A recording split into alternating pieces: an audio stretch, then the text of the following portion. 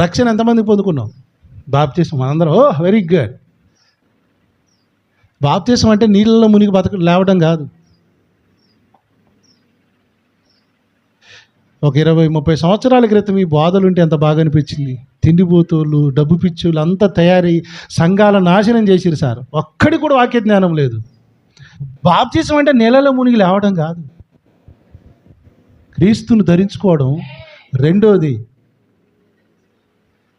బాప్తిస్మం తీసుకునేటప్పుడే మనం యేసును దేవుడు అని ఒప్పుకుంటాం. చూసారా? యేసును దేవుడు అని ఒప్పుకున్నామంటే అర్థం ఏంటంటే సైతానుగాడు దయ్యం అని ఒప్పుకోవడం.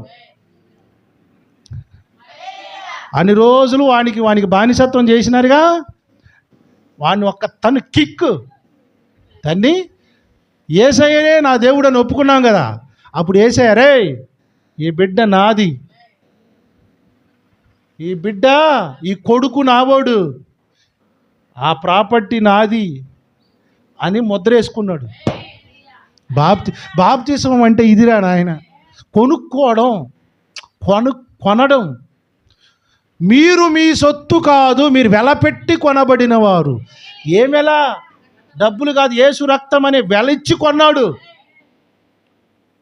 ఇప్పుడు మనందరం యేసయ్య ప్రాపర్టీ. హల్లెలూయా. ఓకేనా? ఈ మధ్య కాలంలో సైతానుగాడు రోజు యేసయ్యతో పంచాయతీ పెట్టుకున్నాడు. అది నాకు చెప్తున్నాడు యేసయ్య. చెప్పడం అంటే డైరెక్ట్ కాదు, వాక్యం ద్వారా. రోజు పోతున్నాడు అంటే యేసయ్య దగ్గరికి పంచాయతీ పెట్టుకుంటున్నాడు అంట. ప్రభువా, నీ బిడ్డలు అంటున్నావు కదా, వీళ్ళు నీ బిడ్డలంటే నీ మాట చొప్పున బతకాలిగా. మత్తయి సువార్తలు 7:20 లెక్క నీ మాటల చొప్పున కట్టుకుంటే బుద్ధిమంతుడు అన్నావు. మరి నీ మాటల చొప్పున బతికేటోడు నా సంక్రాంతి పండుగ ఎందుకు చేశాడు చెప్పు? నా దసరా పండుగ ఎందుకు చేశాడు? నా దీపావళి ఎందుకు చేశాడు? రోజు పంచాయతీ పెడుతున్నాడు అంటే ఏసఐ దగ్గరికి. ఏసఐ ఇప్పుడు కన్ఫ్యూజన్లో పడ్డాడు. కోర్టులో వివాదాస్పదమైన స్థలాలు అని ఉంటాయి, తెలుసా? విన్నారా మీరు? ఏంట్రా వివాదాస్పదమైన అంటే ఇద్దరు వ్యక్తుల మధ్యలో గొడవలు ఉంటాయి. వీడిది గొడవ తేల్చేది ఎవరో తెలుసా? కోర్టు వివాదాస్పదమైన వాటిని కోర్టు సెటిల్ చేస్తుంది. జడ్జిమెంట్ వచ్చే వరకు కోర్టులో వీళ్ళిద్దరూ ఆగాల, వెయిట్ చేయాల. ఆ జడ్జిమెంట్ వచ్చేదాకా వాడిది కాదు, వీడిది కాదు. దాన్నే లిటిగేషన్ ప్రాపర్టీస్ అంటారు. స్తోత్రం.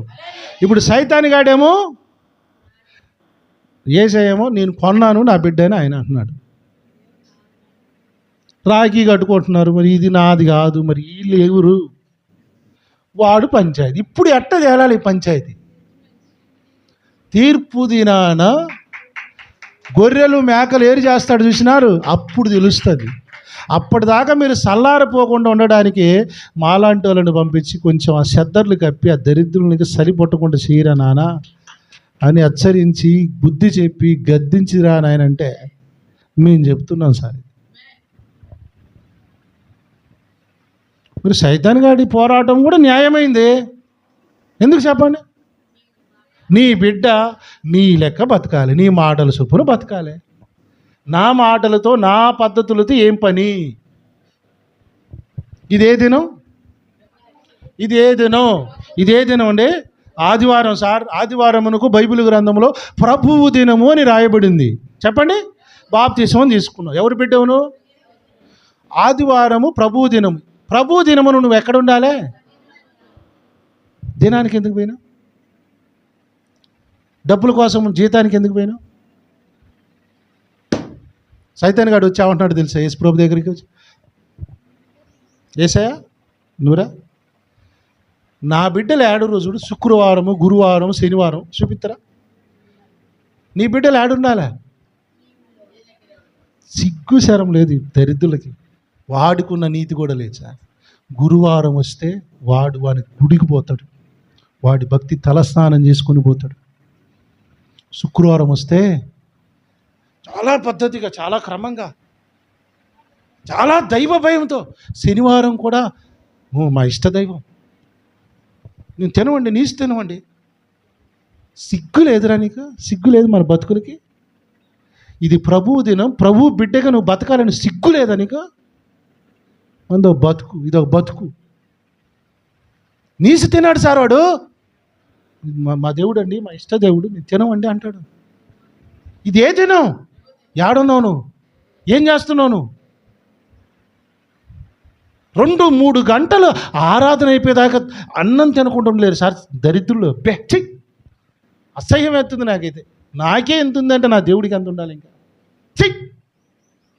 సిగ్గులేని మనుషులు. ప్రభు దినవునా ప్రభు కాడికి రావటం సోయి లేదు నీకు? నిన్ను కొన్నాడు ఆయన, నువ్వు నేను ఆయన ఆరాధించాలనుకుంటే ఈరోజు కూడా నువ్వు దినం, వ్రతం, పెళ్ళి అన్నావు అనంటే you are not Jesus property. నువ్వు ఒకటి సొత్తు అయినవు, ఒకటి పార్టీ పట్టినవు. అప్పుడప్పుడు దూరంగా ఉండి నా సంఘం ఉందా ఉందా ఉందా అప్పుడప్పుడు ఫోన్ చేసి అయ్యా అయ్యా అయ్యా అయ్యా ప్రార్థన చేయండి, అయ్యా అమ్మ ప్రార్థన. లిటిగేషన్ ప్రాపర్టీస్ ఇవన్నీ. ప్రభు వారము ఎక్కడుండాలి? ప్రభువు బిడ్డలం ప్రభువు సన్నిధిలో ఉండాలి. ఏ సావాసం అనేది అయ్యా ఎక్కడైతే అయ్యా అక్కడే ప్రార్థన వాక్యం విన్నామయ్యా. యాజకులు కూడా చెప్తారు సార్ వాక్యం. యాజకులు కూడా వాక్యం చెప్తారు. యేసయ్య వాక్యం చెప్తారా?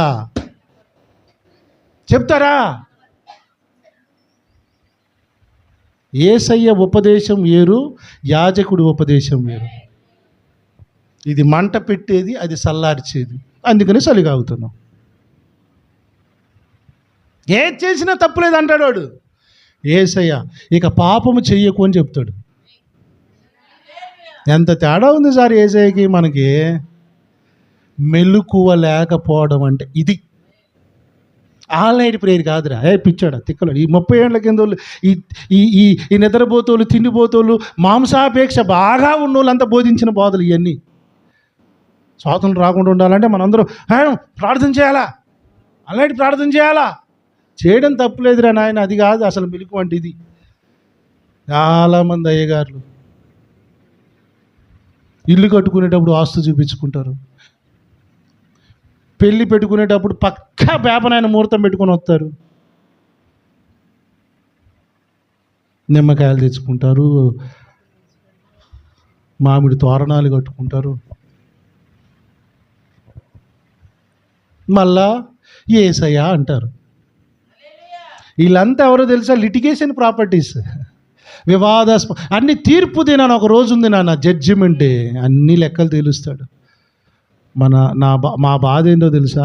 మనం ఎవ్వరం కూడా అక్కడ ఏరు చేయబడకూడదు అని నా బాధ. అందుకనే కొంచెం ఘాటుగా హెచ్చరించినా చేసేది మేము దీనికోసమే. హల్లెలూయా.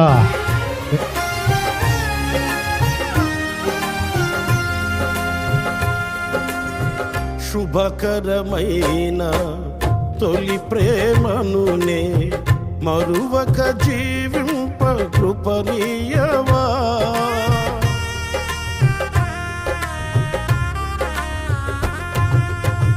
శుభకరమైన తొలి ప్రేమనునే మరువక జీవింప కృపనీయవా. కోవెలలోని కానుకనేనై కోరికలోని వేడుక నీవై జత కలిసి